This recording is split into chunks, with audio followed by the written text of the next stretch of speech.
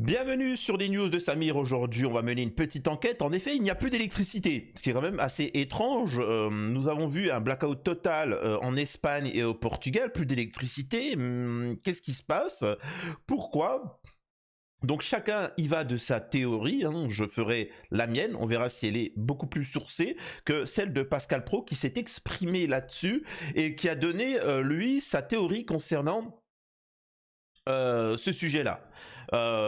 Juste avant, je vous invite à vous abonner, laisser un commentaire, un like pour le référencement et ne pas hésiter à faire un don sur Tipeee et surtout vérifier si vous êtes bel et bien abonné.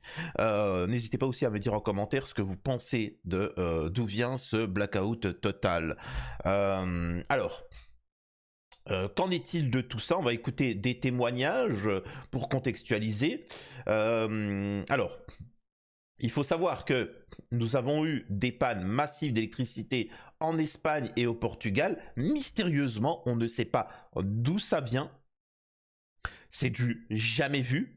Il est évident qu'il s'agit plus d'une action extérieure étrangère. Des pistes pour l'instant, mais c'est assez large, hein. Ça peut être vraiment plein de choses. C'est pour ça qu'il faut être très prudent sur les causes de ce blackout en Espagne, sur les transpositions en France. Vous savez, on m'a beaucoup demandé aujourd'hui, est-ce que la même situation pourrait se produire en France?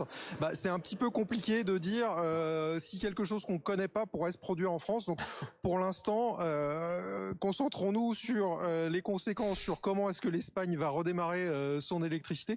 Pour les causes, ça peut être plein de choses, hein. On a entendu cyberattaque, on a entendu incendie. Alors, ceci n'a strictement, bien évidemment, rien à voir avec le fait qu'il y a 2-3 jours, l'Espagne est entrée en tension avec Amisraël et qu'Amisraël avait prévenu l'Espagne qui en subirait les conséquences. Bien évidemment, tout ceci n'a strictement rien à voir. On va quand même étudier le sujet, hein, bien évidemment, mais ça n'a rien à voir. Ça a été démenti 2 heures plus tard. On a entendu aléas météorologiques. Voilà, ça peut être tout ça. Ça peut être aussi un accident autre. Ça peut être plein de choses. Donc, pour l'instant, soyons prudents sur les causes. On le saura. Ça, c'est franchement, moi, ce que j'aime bien. Moi, on arrive quand même à une période où c'est quand même génial, tu vois. On commence à imiter les Américains. Là où, moi c'est ce que je dénonçais. Moi, je dénonçais pas les fake news ou les trucs comme ça je m'en fous. Moi, ce que je dénonçais, c'est de la manière dont on nous l'amène. Moi, là, j'aime bien. Là, c'est bien. L'Espagne prend le bon chemin. On nous explique que potentiellement, qu'il n'y a plus d'électricité en Espagne, c'est parce que, tu vois, il y avait un mec, il est venu, il a enlevé la multiprise. Hein, il a enlevé la multiprise et donc après l'autre il a remis la multiprise, l'électricité est revenue, hein, voilà, c'est cool, ça fait rêver, ça t'en fait un film Netflix, tu vois. Oh mon dieu, qui ça peut être? Est-ce que c'est les extraterrestres? Est-ce que c'est des êtres humains d'une autre dimension du futur qui reviennent parce que dans le futur il n'y a plus de travail et qui se disent qu'ils vont revenir dans le passé pour bip nos travail, hein? Déjà qu'on doit s'occuper de l'immigration illégale africaine, si maintenant on doit se choper les gens du futur, c'est bon, stop, hein, pas non plus, hein, quand même, tu vois. Donc, et à la fin, tu te rends compte de quoi? La fin, la résolution. En fait, le truc était juste débranché. La multiprise, elle s'était débranchée, tu vois, incroyable. Phénoménal. Probablement plus tard dans la semaine. Hein. Oui, on avait aussi entendu cyberattaque. Le gouvernement dit qu'il n'y a pas d'indication pour l'instant, mais en tout cas n'écarte pas totalement l'hypothèse. Juste une chose, vous qui, c'est votre boulot, c'est votre métier tous les jours de scruter ce qui se passe. Excusez-moi, attendez, je fais une petite parenthèse. Après, je reviens sur les raisons réelles et ce que Pascal Pro dit, etc. Mais les gars, c'est le moment d'aller en Espagne. Hein. Oh, les gars, c'est le moment d'aller en Espagne. Moi, je vous le dis tout de suite. Si vous voulez faire plaisir, c'est l'Espagne et pas autre chose. Vraiment. Maintenant, il suffit juste que en Espagne, il suffit juste que t'aies une batterie pleine. Oh, tu te tapes toutes les gonzesses d'un village. Hein. D'ailleurs, les femmes qui ne regardent d'Espagne, enfin, bon, je sais même pas comment vous faites, il n'y a plus d'électricité, mais regardez, hop, pas d'électricité, électricité, pas d'électricité, électricité, pas d'électricité, pas d'électricité, électricité. Oh, je peux te dire que là, toutes les gonzesses, elles sont là. Oh mon dieu! Oh mon dieu! Bon, ce qui est dommage, c'est qu'on peut pas s'envoyer des SMS, tu vois, on peut pas s'appeler, on peut pas de faire des facecam, c'est ça le problème aussi. Mais là, je peux vous dire que là, vous coffrez de l'espagnol, hein. Elles sont magnifiques en plus. Alors, je peux te dire, c'est le moment d'y aller. Hein. Bon, allez, j'arrête les bêtises, allez, on revient dans le sérieux. Sur les marchés de l'électricité, est-ce que vous aviez déjà C'est vous qui avez une mauvaise influence sur moi. Après, moi, je déconne tout ça. C'est vous, hein. Moi, je suis sérieux à la base. vu un tel blackout comme ça à l'échelle de 2 pays? Alors ça faisait très longtemps qu'on n'a pas connu un tel blackout en Europe. Hein. On a connu des grandes coupures d'électricité en Europe, par exemple en 1978 en France, hein, où on a encore des images des archives où tout était arrêté, hein, parce que les feux de circulation ne marchaient plus. Enfin, ça remonte quand même à une cinquantaine d'années. Là, avec l'intégration européenne, avec les interconnexions, avec tous les systèmes de sécurité qu'on a mis en place, les surcapacités, les redondances, ça avait quand même peu de chances d'arriver, mais voilà, ce que ça nous montre là, c'est que le risque zéro. Alors, donc voilà, là, ça c'est bien. Donc il est en train d'expliquer qu'il y a quand même quelque chose qui est très bizarre, hein, c'est pas quelque chose de normal. Pour ceux qui s'y connaissent sur le sujet, alors je vais pas vous montrer les extraits, mais il faut savoir que c'est rarissime, hein, c'est pas quelque chose qui arrive du jour au lendemain comme ça, surtout que il y a tout un système. Et donc, à 99%, je tiens juste à vous préciser cette information-là, à 99%, c'est une cyberattaque. C'est une attaque étrangère. Et ça peut amener à plein de dégâts, hein. Malgré pour les écolos, vous n'avez pas idée de l'électricité, ce que ça fait, hein. Les hôpitaux, les soins, c'est vraiment quand même gravissime. Il y a un générateur de secours, mais qui ne s'est pas mis en route dans les délais suffisants pour pouvoir reprendre notre activité. Tous les logiciels sont tombés en panne et ensuite on n'avait plus de connexion non plus de téléphonique et WhatsApp. Donc ça ne fonctionnait pas, les internets ne fonctionnaient pas, donc en fait on ne pouvait pas travailler parce qu'on travaille avec des logiciels de soins, des logiciels patients, et on n'avait pas accès à ces logiciels. Donc en fait on pouvait absolument rien faire. La pharmacie voisine, pareil, elle n'avait pas accès à ces logiciels de distribution de médicaments, et donc et les logiciels de paiement ne fonctionnaient pas non plus. Donc en fait on s'est retrouvé c'est gravissime, et c'est gravissime à quel point l'État est aussi faible face à tout ça. Bon, on va, avant de regarder un petit peu le rapport avec Amisraël, écoutons lui la théorie de Pascal Prout. Ce n'est pas, encore une fois je le répète, ce n'est pas réalisé avec une intelligence artificielle, une voix off, c'est véritablement Pascal Prout qui dit ça. Panique générale. Oui, et pourquoi à votre avis? Panique générale quand il y a un peu d'électricité dans un pays? Oui. Non. Les raisons de la... Oui. Non. Il y a beaucoup d'intox qui est mise en place, et on parle d'un... Alors, il y a beaucoup d'intox, il y a beaucoup de théories du complot qu'il est en train de dire. Bon, je pense qu'il va quand même dénoncer le rapport qu'il y a eu il y a 2-3 jours et les menaces de la part d'Amisraël envers l'Espagne. Je pense que c'est de ça qu'il va parler. D'un incident de l'interconnexion, etc. Bon, on peut imaginer que c'est une surproduction du solaire. Ah bon? Et qui a provoqué ça. Ben, bien sûr. Et c'est un enjeu très important ce qui se passe en Espagne, parce que c'est là où le solaire a été le plus développé ces derniers mois. Mais restons sur ce qui se passe. Le mec, il est complètement... Tu sais, Pascal Pro, il en a plus rien à battre. Le mec, il y a plus de filet de sécurité, tu vois. Oui, en même temps, moi, j'aimerais juste dire une chose, hein. Voilà, n'écoutez surtout pas là le youtubeur, là, Samir, etc., qu'on shadowban bien comme il faut. Moi, j'aimerais dire une chose. J'aimerais poser des théories. Je ne pose que des questions. Au moment où Aboubacar s'est fait éliminer, hein, un accident malencontreux, hein. Alors, encore une fois, je ne sais pas ce qui s'est dit, hein. Moi personnellement, je ne sais pas ce qui s'est dit entre Aboubacar et notre très cher Olivier. Hein. D'ailleurs, je prenais des bonnes petites bières avec lui, donc je ne sais pas ce qui s'est dit, hein. Donc, avant de commencer à pleurer, manifester, j'aimerais moi savoir ce qu'ils se sont dit entre eux et savoir si Olivier a agi en légitime défense. Je pose des questions. Étrangement, à ce moment-là, les musulmans se sont inquiétés et ont tweeté, hein, ils ont tweeté par rapport au drame qu'il y a eu, en tweetant en disant que, oh mon Dieu, c'est un attentat, etc. Les médias ont dû en parler, bien évidemment, ce qui a fait une surproduction d'électricité, et hop! Les musulmans sont-ils responsables? Je pose une question, ne me dites pas non tout de suite. Mais Pascal Pro, monsieur Pascal, c'est passé en Espagne, le blackout, pas en France. Vous me le virez. Voilà. Donc ça, c'est la théorie de Pascal Pro. Maintenant, on va essayer un petit peu d'élever le niveau, si vous voyez ce que je veux dire. Alors, l'origine de la panne générale d'électricité en Espagne et au Portugal est liée à la disparition soudaine pendant 5 secondes de 15 gigawatts d'électricité du réseau espagnol à midi 33, soit l'équivalent de 60% de l'énergie consommée à ce moment-là. C'est très étrange, c'est très mystérieux ce qui est en train de se passer. Je pense que vous n'avez pas idée de ce qu'il vous prépare. Hein. Donc voilà, alors, en exclusivité, j'ai trouvé les caméras de surveillance de la centrale électrique qui alimentait toute l'Espagne et le Portugal. Je vous confirme qu'un individu avait de mauvaises intentions et écoutez, je sais pas, hein, si vous arrivez à le reconnaître, vous me le dites. Donc cet individu que j'ai dû... Alors j'ai pas mes lunettes, j'arrive pas à voir. Il aurait débranché le câble.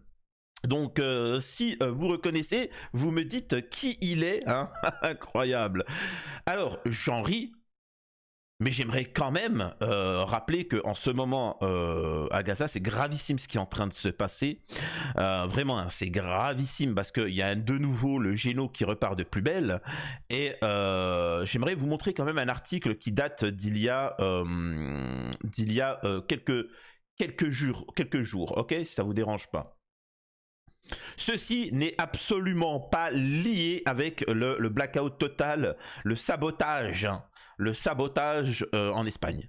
Le gouvernement espagnol a décidé ce jeudi 24 avril d'annuler de manière unilatérale un contrat d'armement d'une valeur de 6,8 millions d'euros avec une entreprise amisraélienne, ce qui a provoqué de fortes tensions au sein de la coalition de gauche au pouvoir, a-t-on appris de sources gouvernementales. Le parti socialiste du Premier ministre Pedro Sánchez et son allié de la gauche radicale Sumar sont fermement engagés avec la cause palestinienne. Indiquons de même source pour expliquer cette décision. Amisraël condamne fermement l'annulation par l'Espagne d'un contrat d'armement avec une entreprise amisraélienne. Voici ce qu'a déclaré jeudi le porte-parole du ministre israélien des Affaires étrangères. Israël condamne fermement la décision du gouvernement espagnol de rompre unilatéralement un contrat signé avec l'entreprise de défense IMI Systems, ainsi que son annonce selon laquelle il s'abstiendra à l'avenir de conclure des accords de défense avec les entreprises amisraéliennes. Donc on voit que l'Espagne a décidé d'agir pour lutter contre l'ingérence israélienne. Et moi ce qui est intéressant, alors le problème c'est que là je sais pas si je vais pouvoir vous le cadrer, mais ce contrat n'aurait jamais dû exister selon Yolanda Díaz, numéro 3 du gouvernement espagnol. Écoutez, l'Espagne ne peut acheter des armes à un gouvernement qui massacre le peuple palestinien, a déclaré à la presse Yolanda Díaz. Alors, il est où le passage ? Alors bon, peu importe. Alors je vais vous le lire parce que j'arrive pas à retrouver l'article. L'Espagne, le premier ministre ou je sais pas quoi, dira peu importe le business, peu importe l'argent, peu importe le contrat, il est impossible pour nous de soutenir cet État géno. Et voilà, c'est une question de dignité, c'est une question d'humanité. On ne fera pas de business avec Amisraël, on va boycotter cet État-là. Point. Voilà, c'est tout. Peu importe. Peu importe les conséquences qu'on devra subir, notre dignité a plus de valeur. Alors vous avez les conséquences, vous avez un avertissement. Hein, vous avez un avertissement.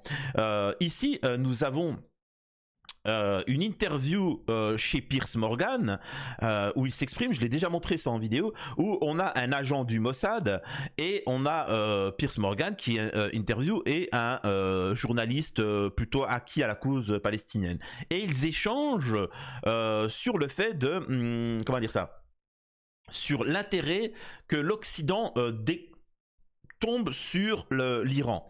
Et les gens expliquent que non, on n'a pas à s'impliquer sur ça, ça serait la troisième ère mondiale et ça bénéficierait qu'à Israël, pas à nous. Écoutez ce que va dire l'agent du Mossad.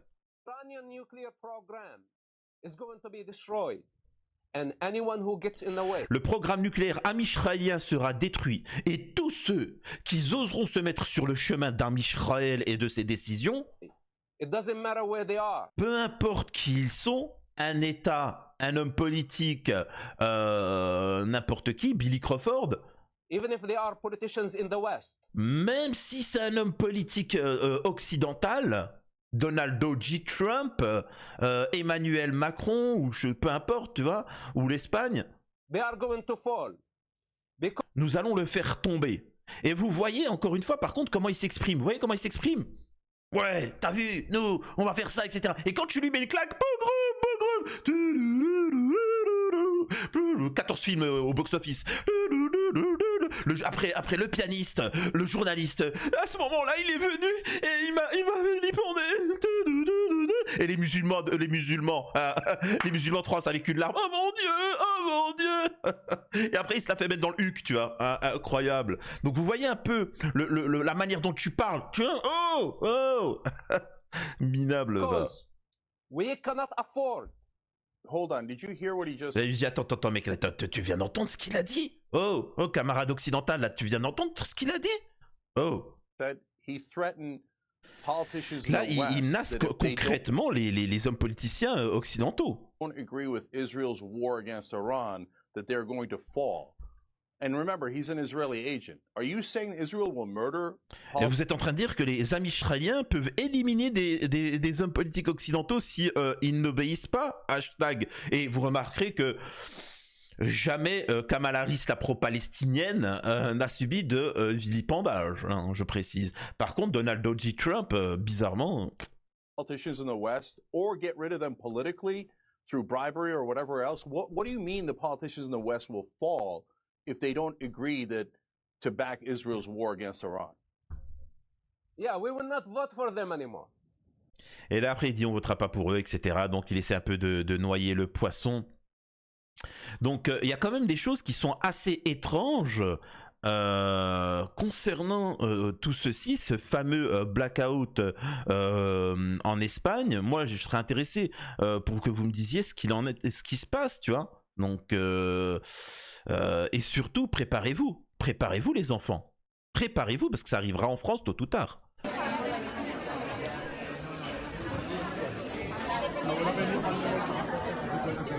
Alors c'est très important hein, d'avoir vraiment à la maison, alors si vous avez une maison, hein, si vous avez un appartement c'est plus compliqué, d'avoir toujours 2 sacs de riz.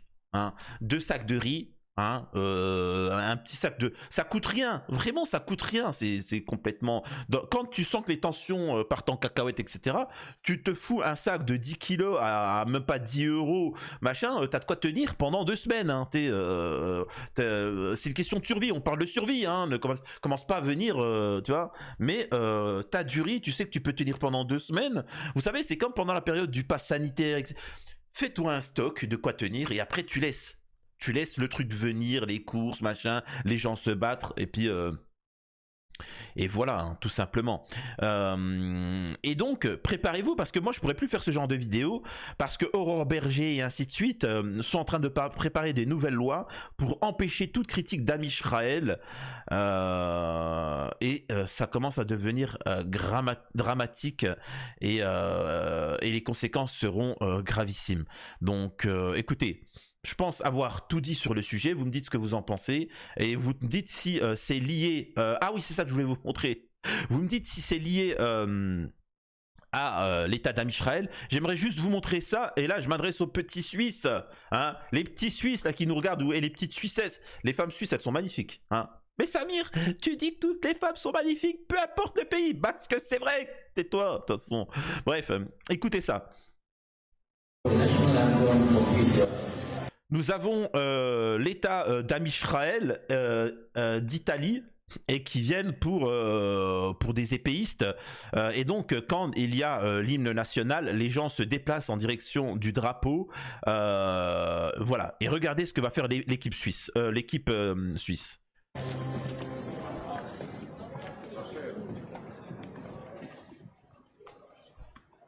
Oh!